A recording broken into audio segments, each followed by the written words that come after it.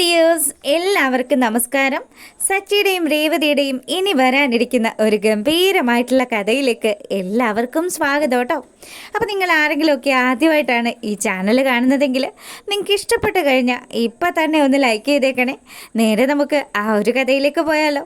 അങ്ങനെ നമ്മുടെ ശ്രുതിയുടെ ഷോപ്പിലെത്തിയിരിക്കുക ബീരൻ. അപ്പോൾ പുള്ളിക്കാരൻ പറയുന്നുണ്ട്, അതെ, ഇത്തവണ എന്തായാലും മോള് എനിക്ക് വേണ്ടി ഒരു നയ പൈസ പോലും മുടക്കേണ്ടതില്ല. എൻ്റെ വേണ്ടപ്പെട്ട ഒരാളുടെ ആവശ്യത്തിന് വേണ്ടിയിട്ടാണ് ഞാനിവിടെ വന്നിരിക്കുന്നത്.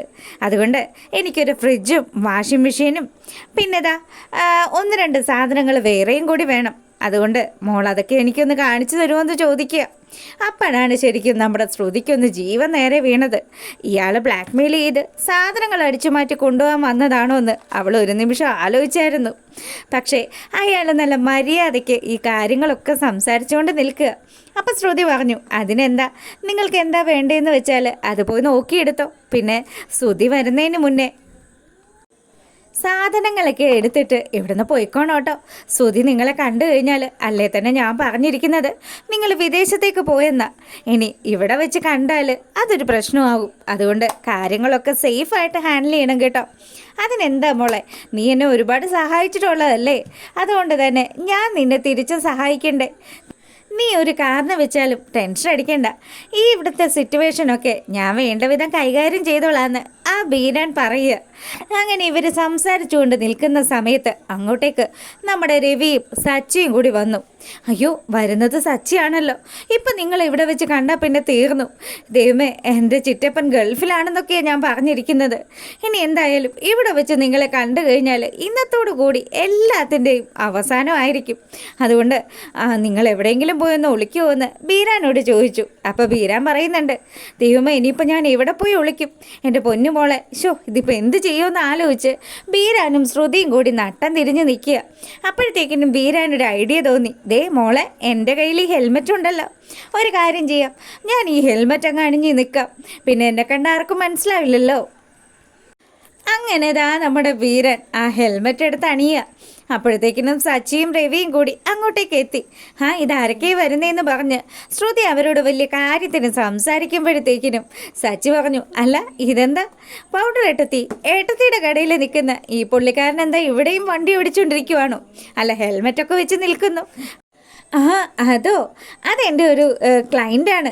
ഇവിടെ വന്ന് സാധനങ്ങളൊക്കെ എടുത്തതിന് ശേഷം നിൽക്കുന്നത്. പുള്ളിക്കാരൻ ഇപ്പോൾ പോകും. അപ്പോൾ രവിയും അതുപോലെ നമ്മുടെ സച്ചിയും പുള്ളിക്കാരനെ രൂക്ഷമായിട്ട് അതും അടിമുടി നോക്കുന്നുണ്ട്. ബീരാനാണെങ്കിൽ ചെറിയ പേടിയുണ്ട്. ശ്രുതിക്കാണെങ്കിലോ അതിൻ്റെ അപ്പുറത്തെ ചങ്കിടിപ്പാണ്. ഇനി ഇവിടെ വെച്ച് സച്ചി എങ്ങാനും അയാളെ പൊക്കുമോ എന്നുള്ളൊരു ഭയം. ഈ സമയമാണെങ്കിൽ ബീരാൻ അവിടെ ഫോൺ മറന്നു വെക്കുക. പുള്ളിക്കാരൻ്റെ ഫോൺ എടുത്ത് കൊടുത്തിട്ട് സച്ചി പറഞ്ഞു, അതെ, ഇതൊക്കെ സൂക്ഷിച്ചും കണ്ടും കൈകാര്യം ചെയ്യണ്ടേ ചേട്ടാ, ഒരു നന്ദി പോലും പറയണ്ട്. ആശാൻ അവിടുന്ന് പെട്ടെന്ന് തന്നെ മുങ്ങി. അങ്ങനെ ഈ ഒരു കാര്യങ്ങളൊക്കെ കഴിഞ്ഞപ്പോൾ സച്ചിയും രവിയും കൂടി ആ കടയിൽ നിന്ന് അങ്ങോട്ട് പുറത്തേക്ക് പോവുക. പിന്നീടാണെങ്കിലോ നമ്മളെ കാണിക്കുന്നത് നമ്മുടെ ശ്രുതിയാണ് കേട്ടോ.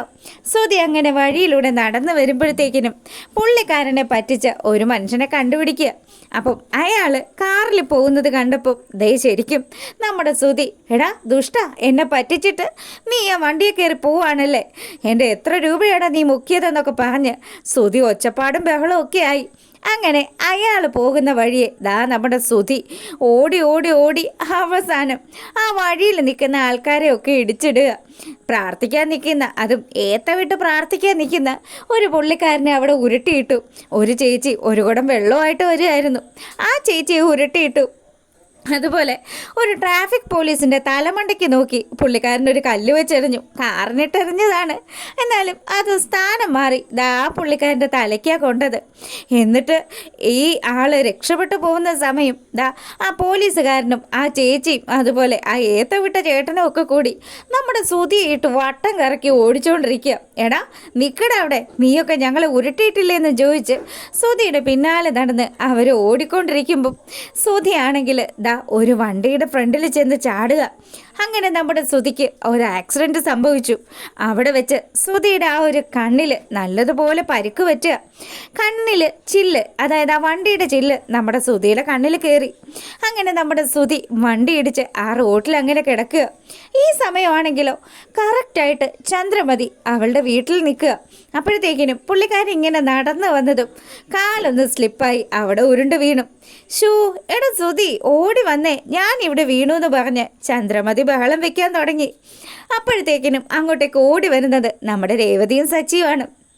അവർ പറഞ്ഞു, അമ്മ എഴുന്നേക്ക്, ഞങ്ങൾ പിടിക്കാമെന്ന് പറഞ്ഞിട്ട്. വേണ്ട, അവൻ എവിടെ, അവൻ ശ്രീകാന്ത് എവിടെ, ശ്രീകാന്തിനെ വിളിക്ക്, ഞാൻ അവൻ വന്നാലേ എഴുന്നേക്കുള്ളൂ എന്നും പറഞ്ഞ് ചന്ദ്രമതി അവിടെ തന്നെ കുത്തിയിരുന്നു. അപ്പം നമ്മുടെ സച്ചിക്ക് നല്ല വിഷമമായിട്ടോ.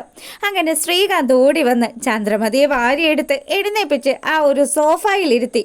അപ്പോൾ ചന്ദ്ര പറയുന്നുണ്ട്, അല്ലടാ അവൻ എവിടെ പോയടാ സുധി എവിടെയോ പോയതാ, എങ്ങോട്ടായി പോയതെന്നൊന്നും ഞങ്ങൾക്ക് അറിയത്തില്ല എന്ന് പറഞ്ഞ് അവനവിടെ അങ്ങനെ നിൽക്കുമ്പം, അല്ല അമ്മ ഇതെന്താ അമ്മേ നോക്കിയും കണ്ടുമൊക്കെ നടക്കണ്ടേ, ഇപ്പോൾ ഇവിടെ മൊത്തത്തിൽ പ്രശ്നമായേനെ, വീണ് കഴിഞ്ഞാൽ വല്ല എല്ലൊക്കെ പൊട്ടും. അങ്ങനെ ഇവർ സംസാരിച്ചുകൊണ്ട് നിൽക്കുമ്പം നമ്മുടെ സച്ചിക്ക് നല്ല സങ്കടമായി. സച്ചി എഴുന്നേൽപ്പിക്കാമെന്ന് വിചാരിച്ച് ചെന്നപ്പം ചന്ദ്രമതി അതിന് സമ്മതിച്ചില്ലല്ലോ. എത്രയൊക്കെ വന്നാലും സ്വന്തം അമ്മ തന്നോട് ഈ അവഗണന കാണിക്കുമ്പം നമ്മുടെ സച്ചിക്ക് അത് സഹിക്കാനേ പറ്റുന്നില്ല. അങ്ങനെ റൂമിൽ പോയി വിഷമിച്ച് നിൽക്കുന്ന സച്ചിയുടെ അടുത്തേക്ക് രേവതി ചെല്ലുക. എന്തിനാ സച്ചിയേട്ടാ ഇങ്ങനെ സങ്കടപ്പെടുന്നത്? നിങ്ങൾക്ക് ഇന്നും ഇന്നലെ അല്ലല്ലോ, നിങ്ങളുടെ അമ്മയെ നിങ്ങൾക്ക് എത്ര വർഷമായിട്ട് അറിയാം. ആ അമ്മ നിങ്ങളോട് ഇന്ന് വരെ സ്നേഹമായിട്ട് പെരുമാറിയിട്ടില്ലെന്ന് നിങ്ങൾക്കറിയാമല്ലോ. പിന്നെ എന്തിനാ നിങ്ങൾ ഈ കാര്യമൊക്കെ ആലോചിച്ച് വിഷമിക്കുന്നത്? എന്നാലും രേവതി, അവരുടെ മകൻ തന്നെയല്ലേ ഞാനും. അവരെന്നോട് എന്തുമാത്രം ദേഷ്യത്തിലാണ് പെരുമാറുന്നത്. ആ വീണ വീഴ്ചയിൽ പോലും അവരെന്നോട് ദേഷ്യം കാണിച്ചില്ലേ? സാരയില്ല സച്ചിയേട്ടാ, പോട്ടെ എന്നൊക്കെ പറഞ്ഞ് നമ്മുടെ രേവതിത സച്ചിയെ ആശ്വസിപ്പിച്ചുകൊണ്ടിരിക്കുക. ഈ സമയമാണെങ്കിൽ നമ്മുടെ ചന്ദ്രമതിയുടെ ഫോണിലേക്ക് ശ്രുതിയുടെ കോള് വരിക. കോൾ അറ്റൻഡ് ചെയ്തതും ഇപ്പറേ നിന്ന് നമ്മുടെ ശ്രുതി ഭയങ്കര കരച്ചിൽ. എന്തു പറ്റി മോളെ, എന്താ നീ കരയുന്നതെന്ന് ചോദിക്കുമ്പം, അത് ആൻറ്റി ശ്രുതിക്ക് ഒരു ആക്സിഡൻറ്റ് പറ്റി ആൻറ്റി, അതാ ഞാൻ കരയുന്നത്. ശ്രുതി വല്ലാത്ത അവസ്ഥയിൽ ICUവിൽ ഉള്ളതെന്നൊക്കെ പറഞ്ഞ് ഇവളാണെങ്കിൽ നിർത്താണ്ട് കരയുക. അപ്പോഴത്തേക്കിനും ചന്ദ്രമതിയുടെ ഉള്ള ബോധമൊക്കെ പോയി. ചന്ദ്രയാണെങ്കിലോ, അയ്യോ എൻ്റെ കുഞ്ഞിന് എന്ത് പറ്റി, എന്താ പറ്റിയത്, ഏത് ആശുപത്രിയിലാണ് എന്നൊക്കെ പറഞ്ഞ് ചന്ദ്ര നിലവിളിക്കാൻ തുടങ്ങിയതും അപ്പുറത്ത് റൂമിലുണ്ടായിരുന്ന നമ്മുടെ സച്ചിയും രേവതിയൊക്കെ ഓടി വന്നു. എന്താ അമ്മ എന്താ പറ്റിയെന്ന് രേവതി ചോദിച്ചതും, എൻ്റെ ശ്രുതിക്ക് അവൻ ആക്സിഡൻറ്റ് സംഭവിച്ചു, എളുപ്പം വാ നമുക്ക് ആശുപത്രിയിലേക്ക് പോകണമെന്നും പറഞ്ഞ് ചന്ദ്ര ബഹളം വെക്കാൻ തുടങ്ങി. അങ്ങനെ ഇവർ സംസാരിച്ചു കൊണ്ട് നിൽക്കുന്ന സമയം അങ്ങോട്ടേക്ക് രവി വരിക. എന്താ ചന്ദ്രേ, എന്താ പറ്റിയത്, നീ എന്തിനാ നിന്ന് കരയുന്നത്? രവിയേട്ടാ, നമ്മുടെ മോനുണ്ടല്ലോ ശ്രുതി, അവന് വയ്യാണ്ട് വന്നു, അവൻ ആക്സിഡൻ്റ് ആയി. ഇപ്പോൾ ശ്രുതി മോളെ വിളിച്ചത്, അവൻ ആശുപത്രിയിലാണെന്നൊക്കെ പറഞ്ഞു. എനിക്ക് പേടിയാവുന്നു, എൻ്റെ കുഞ്ഞിന് എന്തെങ്കിലും സംഭവിച്ചു കഴിഞ്ഞാൽ പിന്നെ ഞാൻ ഒരു നിമിഷം പോലും ജീവിച്ചിരിക്കില്ല എന്ന് ചന്ദ്രമതി അവരോടൊക്കെ പറയുക. അങ്ങനെ ആ വീട്ടിലുള്ള എല്ലാവരും കൂടി നമ്മുടെ സച്ചിയുടെ കാറിന് ആശുപത്രിയിലേക്ക് ഇറങ്ങിത്തിരിക്കുക. ഈ സമയമാണെങ്കിൽ ആശുപത്രിയിൽ നിൽക്കുന്ന ശ്രുതിയെ നമ്മളെ കാണിക്കുക. ശ്രുതിയാണെങ്കിൽ നല്ലപോലെ കരയുന്നൊക്കെയുണ്ട്. ഡോക്ടർ വന്നിട്ട് വിവരം എന്താണെന്ന് എനിക്കറിയണമെന്നൊക്കെ പറഞ്ഞ് അവളെ ടെൻഷനിൽ നിൽക്കുമ്പം അങ്ങോട്ടേക്ക് ഡോക്ടർ വരിക. പിന്നാലെ നമ്മുടെ ശ്രുതിയെയും കൊണ്ടുവരുന്നുണ്ട്. ആ സ്ട്രക്ചറിൽ കിടക്കുന്ന ശ്രുതിയെ കണ്ടതും നമ്മുടെ ശ്രുതി വിട്ട് കരയാൻ തുടങ്ങി. അവൻ്റെ കണ്ണും ഫുള്ളും ചുറ്റി ഇങ്ങനെ വെച്ചിരിക്കുക. അപ്പം ആ ഒരു കെട്ടലും ഇതുമൊക്കെ കണ്ടു കഴിഞ്ഞപ്പം നമ്മുടെ ശ്രുതിക്കാണെങ്കിൽ സഹിക്കാൻ പറ്റുന്നില്ല. എന്താ ഡോക്ടറെ, എൻ്റെ ഭർത്താവിന് എന്താ പറ്റിയത്? അതെ, അദ്ദേഹത്തിൻ്റെ കണ്ണിൽ ചില്ല് തറച്ചു കയറി. ഇനിയിപ്പം എങ്ങനെയാകുമെന്നൊന്നും അറിയത്തില്ല. എന്തായാലും കുറച്ച് ടെസ്റ്റുകൾ കൂടി ചെയ്യാനുണ്ട്. അദ്ദേഹം ഒന്ന് ബോധത്തിലേക്ക് വന്നെങ്കിലേ കാര്യങ്ങളൊക്കെ വേണ്ട വിധം ചെയ്യാൻ പറ്റുള്ളൂ എന്ന് ഡോക്ടർ പറയുക. അയ്യോ ഡോക്ടർ, അങ്ങനെയൊന്നും പറയരുത്. എൻ്റെ ശ്രുതിയുടെ കണ്ണ് എനിക്ക് കാണാൻ പറ്റില്ലേ? അങ്ങനെയാണെങ്കിൽ ശ്രുതിക്ക് വേണ്ടിയിട്ട് ഞാൻ എൻ്റെ കണ്ണുകൾ ദാനം ചെയ്യാൻ തയ്യാറാണെന്ന് കൂടി ശ്രുതി പറഞ്ഞു. അപ്പോൾ എത്രയൊക്കെ പ്രശ്നങ്ങളാണെങ്കിലും ഉടായ്പാണെങ്കിലും നമ്മുടെ ശ്രുതി എന്ന് പറഞ്ഞ ജീവൻ തന്നെയാണ്. അങ്ങനെ ഇവർ സംസാരിച്ചു കൊണ്ട് നിൽക്കുമ്പം ചന്ദ്രമതിയും കൂട്ടരും ഒക്കെ അങ്ങോട്ടേക്ക് എത്തുക. ചന്ദ്രയാണെങ്കിൽ കരഞ്ഞു പിഴിഞ്ഞ് നമ്മുടെ ശ്രുതിയുടെ അടുത്ത് വന്നിട്ട്, ശ്രുതി മോളെ നീ വിഷമിക്കല്ലേടി. അങ്ങനെ ഉടനെ തന്നെ നമ്മുടെ ശ്രുതിയെ പിടിച്ചു. എൻ്റെ മോനെ, എൻ്റെ പൊന്നുമോനെ എന്നൊക്കെ വിളിച്ച് ചന്ദ്ര നിലവിളിക്കാൻ തുടങ്ങി. അപ്പോഴത്തേക്കിനും ഡോക്ടറിനോട് രവിയും സച്ചിയും ശ്രീകാന്തും ഒക്കെ ചെന്ന് കാര്യങ്ങളൊക്കെ അന്വേഷിക്കാൻ തുടങ്ങി. അതെ, ഇവൻ്റെ കണ്ണിനാ പരിക്ക് പറ്റിയിരിക്കുന്നത്. കണ്ണിൽ ചില്ല് തറച്ച് കയറിയിരിക്കുക. അയ്യോ, എൻ്റെ കുഞ്ഞിൻ്റെ കണ്ണിൽ ചില്ല് തറച്ച് കയറിയെന്നോ? അപ്പം ഇനി എൻ്റെ മോന് കണ്ണ് കാണാൻ പറ്റില്ലേ ഡോക്ടറെ എന്ന് ചന്ദ്രമതി ചോദിച്ചു. ഹേയ്, അതൊന്നും പറയാൻ പറ്റില്ല. കുറച്ച് ടെസ്റ്റുകളൊക്കെ കൂടി ബാക്കിയുണ്ട്. എല്ലാം ചെയ്തതിന് ശേഷം മാത്രമേ എന്തായി എങ്ങനെയായി എന്നൊക്കെ പറയാൻ പറ്റുള്ളൂ. രേവതിയാണെങ്കിൽ കരഞ്ഞുകൊണ്ട് നിൽക്കുന്ന നമ്മുടെ ശ്രുതിയുടെ അരികിലേക്ക് ചെന്നിട്ട് ശ്രുതിയെ ആശ്വസിപ്പിച്ചുകൊണ്ടിരിക്കുക. ചന്ദ്രയാണെങ്കിലോ അവിടെ തന്നെ ചാരിയിരുന്ന് കരഞ്ഞുകൊണ്ടിരിക്കുന്നു. അങ്ങനെ എല്ലാവരും വലിയ ധർമ്മ സങ്കടത്തിലിരിക്കുമ്പം നമ്മുടെ സച്ചിയും രേവതിയും അപ്പുറം മാറിയിരുന്ന് സംസാരിക്കാൻ തുടങ്ങി. അല്ല, ഇതെന്ത് സംഭവിച്ചതാ?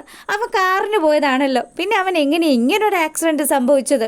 അങ്ങനെ ഇവർ ഈ കാര്യങ്ങളൊക്കെ സംസാരിച്ചുകൊണ്ട് നിൽക്കുമ്പം നമ്മുടെ വർഷ അങ്ങോട്ട് വരിക. ശ്രീകാന്തിനോട് വർഷ കാര്യങ്ങളൊക്കെ അന്വേഷിച്ചു. അതിനുശേഷം ശ്രുതിയെ ചെന്ന് കണ്ട് ശ്രുതിയെ സമാധാനിപ്പിച്ചു. പിന്നീടാണെങ്കിൽ സച്ചിയുടെയും രേവതിയുടെയും അരികിലേക്ക് കുറച്ച് ആൾക്കാരങ്ങോട്ട് വരിക. എല്ലാവർക്കും അത്യാവശ്യം പരിക്കുകളൊക്കെ ഉണ്ട്. അങ്ങനെ സച്ചി ചോദിച്ചു, അല്ല ഇതെന്താ നിങ്ങൾക്കൊക്കെ പരിക്കുണ്ടല്ലോ, നിങ്ങൾക്ക് എന്ത് പറ്റിയതാണ്? അതോ ഒന്നും പറയണ്ട, ഇവിടെ ഒരുത്തനെ ആക്സിഡൻ്റായി ഞങ്ങൾ കൊണ്ടുവന്നായിരുന്നു. അവൻ്റെ അനിയനല്ലേ നീ? ആ അതെ, അനിയനാണ്. ആ പുള്ളിക്കാരനിപ്പോൾ എങ്ങനെയുണ്ട്? കണ്ണിന് ചെറിയ പ്രശ്നമുണ്ട്, അല്ലാതെ വേറെ കുഴപ്പമൊന്നുമില്ലെന്നാണ് ഡോക്ടർ പറഞ്ഞത്. ഇപ്പം ഞങ്ങളുടെയൊക്കെ പരിക്ക് കണ്ടോ? അവൻ കാരണമാണ് ഞങ്ങൾക്കൊക്കെ ഇങ്ങനെ പരിക്ക് സംഭവിച്ചത്. അവനെ ഒരു ഓട്ടം ഓടി, അതിന് പിന്നാലെ അവൻ ഞങ്ങളെയൊക്കെ ഇടിച്ചിട്ടു.